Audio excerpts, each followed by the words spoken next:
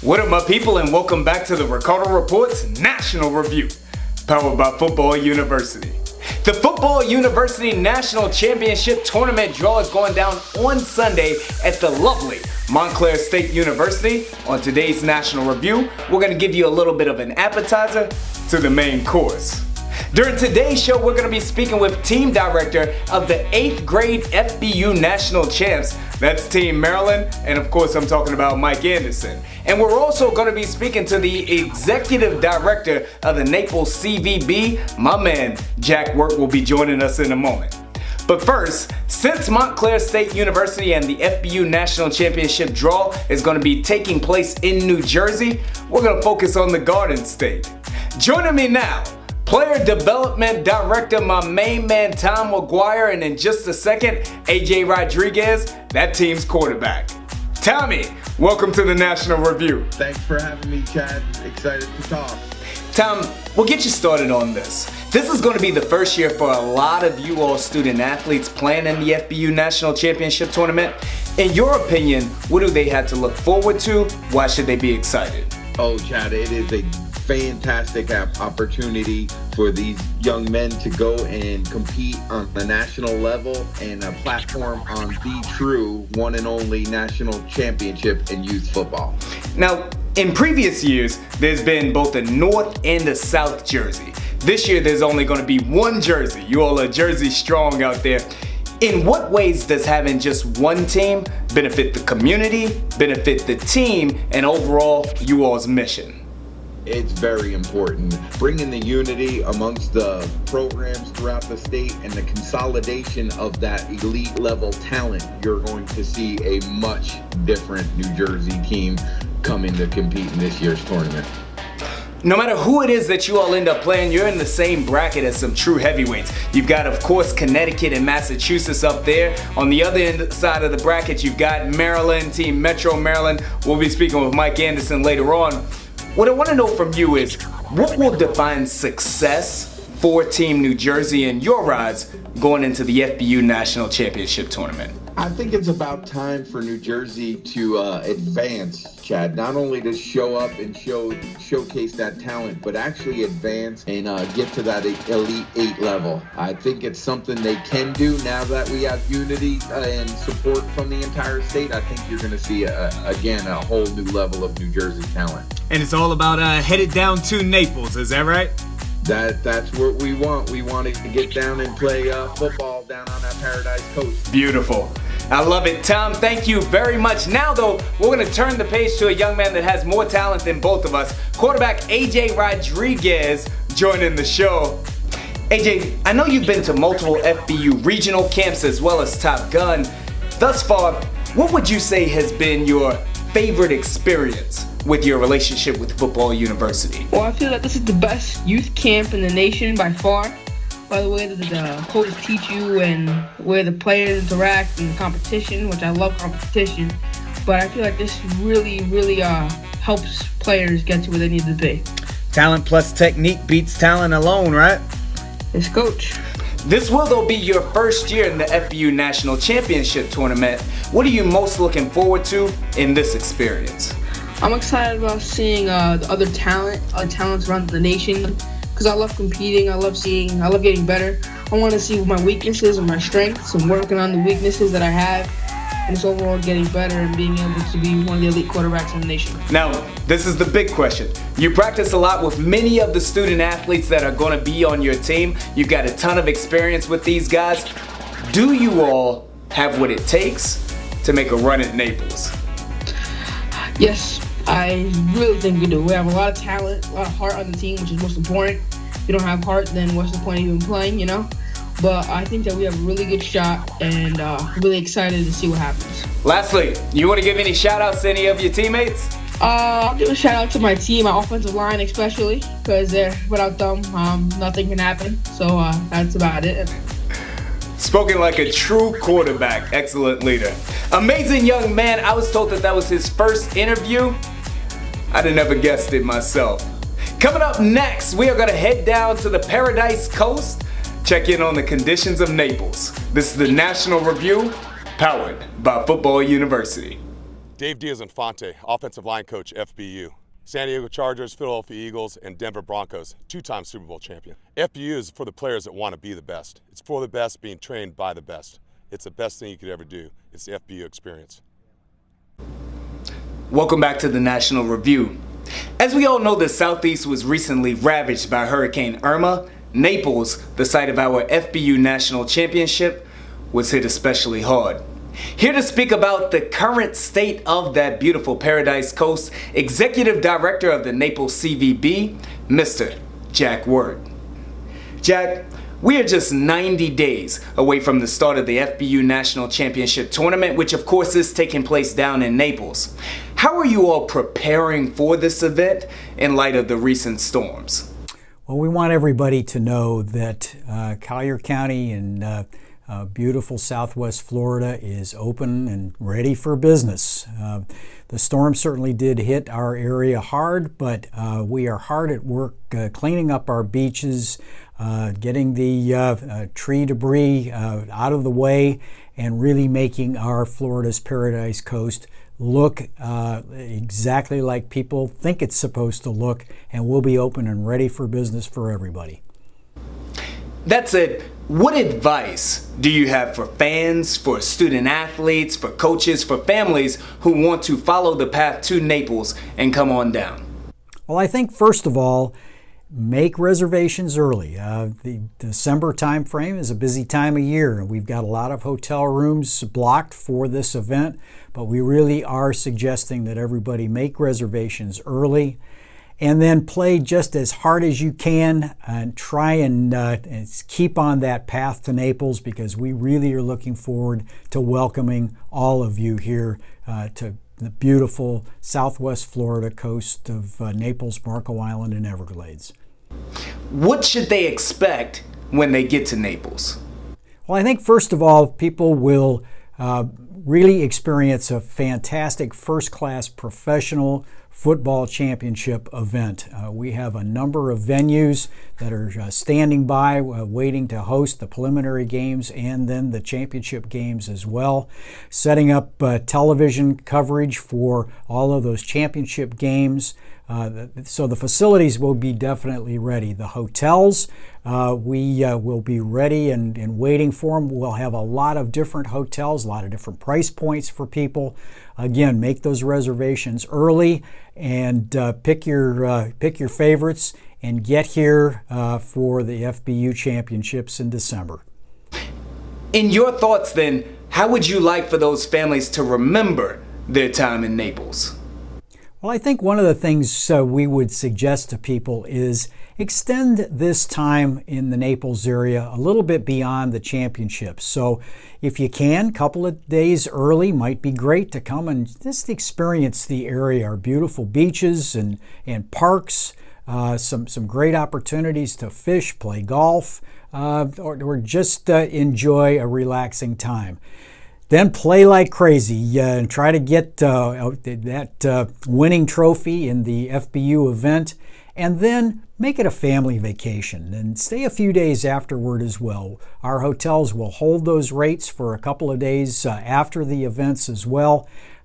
That's what we want people to remember, is Florida's Paradise Coast is a great vacation destination for the entire family. And we want everybody to really remember that. Take great pictures, post your videos. We'll have some special hashtags available for all of the players so you can share your experiences here in the Naples area and just tell the world what a great opportunity you had to experience Florida at its finest. I'll get you out of here on this one. What final words do you have for the FBU fans, the student athletes, the families, and everyone coming down on the path to Naples? Well, we sure want all of the fans to come. We have room for everybody. We want families. We want relatives of the players. We want everybody that wants a great December opportunity to enjoy Florida, to come on down and enjoy the Football University National Championships here in Naples, Florida. Come on down. I think you'll really enjoy yourself. Jack Wirt, Executive Director of the Naples CVB, thank you very much for joining the show, sir. Coming up, does Team Maryland, last year's winner of the 8th grade division, have what it takes to repeat? We'll check in with Mike Anderson right after the break. Talent alone is not enough. Unlock your potential at Football University. Learn from our staff of NFL experienced coaches. Push your mental and physical abilities to their limits, both on the field and in the film room. Create your future. Visit footballuniversity.org. Football University. Technique plus talent beats talent alone. Welcome back to the Ricardo Reports National Review, powered by Football University. Very exciting times going down on Sunday. It's the FBU National Championships Tournament draw, Montclair State University. One team that you definitely want to take a look at and find out where they are in the brackets is Team Maryland, last year's 8th grade champions. I went out to the University of Maryland to sit down and go one-on-one with Team Director Mike Anderson to find out if, more than anything else, they have what it takes to repeat. So Mike, first of all, thank you for joining me out here, brother. My pleasure. Traditionally, when we think of powerhouse football states, we think of places like Georgia, we think of places like Florida, even down there in Texas especially. Sure. What you all have been able to do, you and Coach Bird, is win 2 FBU national championships from here in tiny Maryland. Yes. How have you all been able to do that? It's been amazing. It's been a great run. Great coaches. Coach Bird and his staff are simply phenomenal. But ultimately, this area has been perceived as a basketball hotbed for so many years. And those other regions, they earned their status as football hotbeds. They've been doing it for decades. Correct. But the reality of it is we have a hotbed of athletes.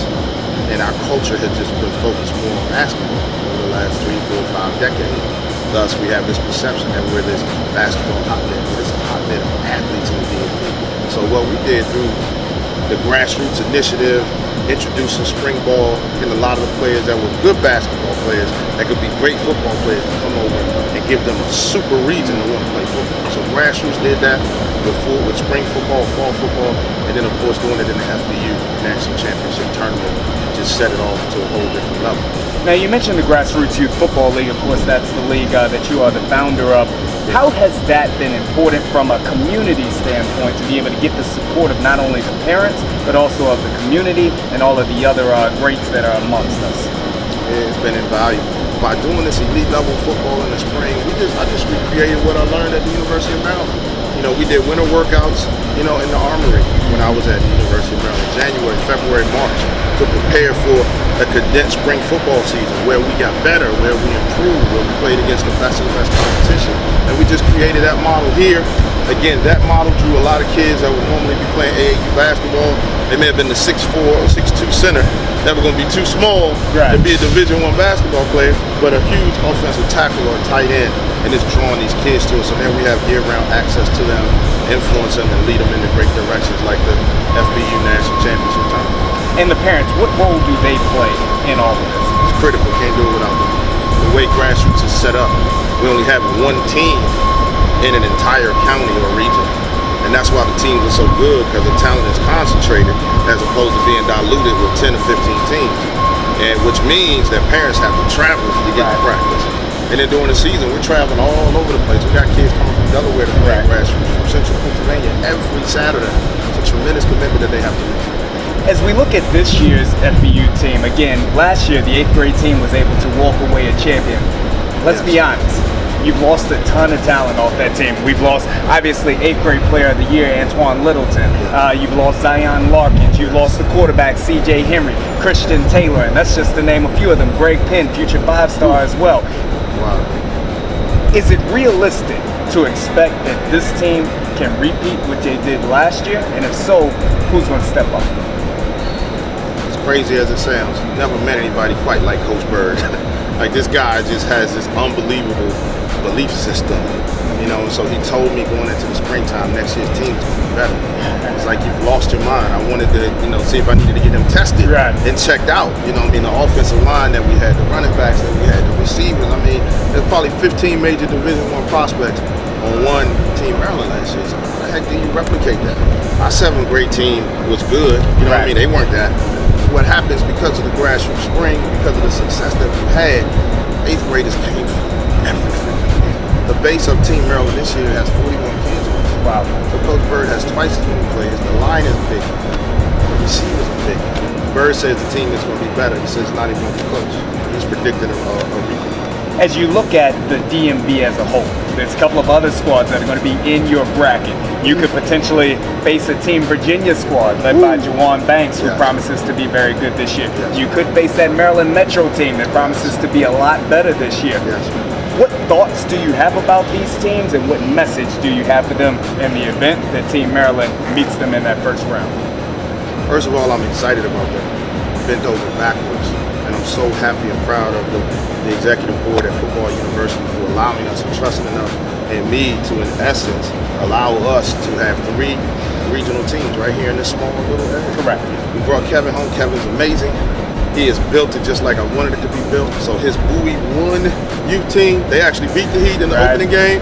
So they're going to be loaded. Juwan taking over Team Virginia, the connections with Central Virginia 757. The beauty of it is, what my ultimate goal always was, is to put the DMV on the national radar and help the region be respected nationally by the Georgia. Same way we respect Georgia and Florida. I want them to respect us. Not that we're better, not that we're worse, but we can compete with you guys. That's what my goal was. So by having 2 national championships under the Maryland umbrella already, we've done that. The Final 4 appearances. At this point, I'm playing with house money. If Team Virginia wins and beats Team Metro and goes and competes for a national championship, the DMV wins. If Maryland Metro goes and beats Team Maryland this year, the DMV wins. If Maryland repeats, we win. We're almost in a no-lose situation with regards to putting this area on a national map and respect, because that's where more college scholarship opportunities are going to come for this area. That's all I care about. It's the only reason I do this. So in one way or the other, the DMV is on the path to Naples. On the path to Naples, Jack. Trust and believe. Mike Anderson, thank you, brother.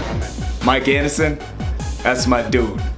Want to give a special thanks to all of our guests on today's show, Mr. Jack Wirt, Mr. Tom McGuire, AJ Rodriguez, and of course Mike Anderson himself. Be sure to check out the FBU National Championship Tournament draw. It's going down this Sunday. You don't want to miss it. Find out your path to Naples and then join me again next week, Thursdays. The Ricardo Reports National Review, powered by Football University. Happy birthday, Mom.